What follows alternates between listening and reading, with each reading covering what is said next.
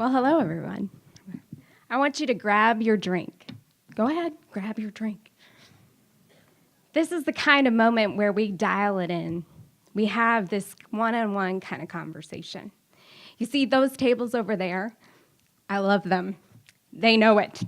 And they also know that a speech like tonight isn't how we give honor and gratitude. It's how we act every day. So it's about you and me.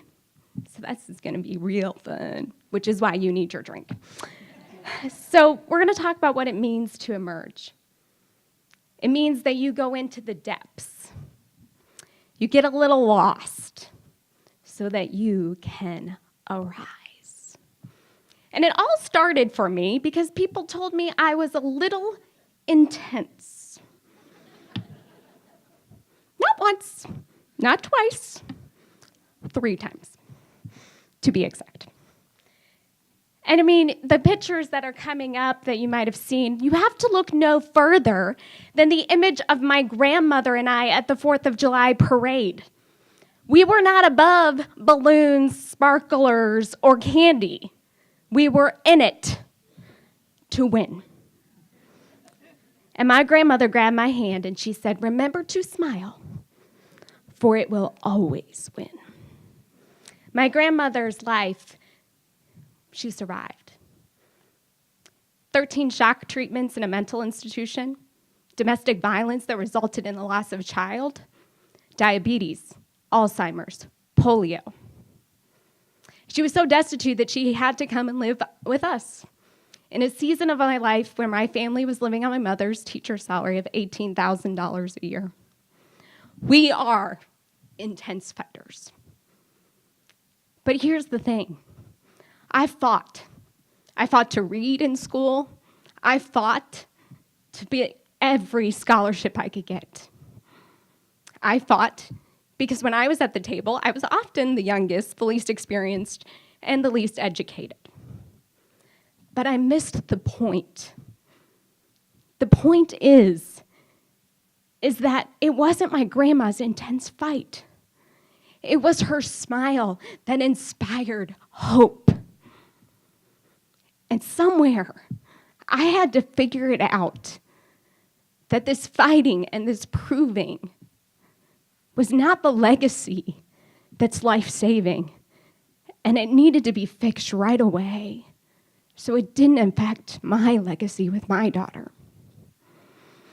So you go in the depths, and then you get real lost, like in the middle of nowhere kind of lost. That cell phone you have turned off. My dad and I went to the Grand Canyon last summer. That was the other shot. We were on this 50-mile into the river rapids. And we stopped at Pumpkin Falls. And in Pumpkin Falls, there was this opportunity to cliff jump.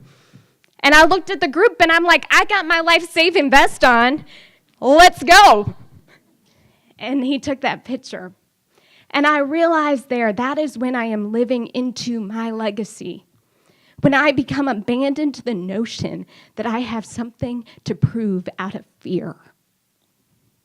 You see, mountaintop experiences, moments like this, cliffs, were not meant to be like, I made it. We're meant to put our arms out wide and leap forward and face the storms and the raging rivers ahead. And so, with us, here's why we won't be dragged under. We're not restrained to the game of social comparison and the addiction of approval. We live in the freedom of being fearless. We're not restrained by the disposition in rooms like tonight or in boardrooms like next week where I will feel like my jacket is a little tattered. I live in the freedom that this is the legacy I have, and it's what's meant for the course ahead. We are not restrained by a clock that defines the next 5 years. We live in the freedom to choose a path that aligns with yours and mine God-given purpose. And that may not have a title. We are not equipped to make this journey alone, my friend. It's you and I. and we face that current ahead, each taking our turn, operating in the strength. And we are people who will live in hope, not the meaningless, fluffiest kind, the kind that this is tough, this is hard, but we can do it because together we have gone into the depths.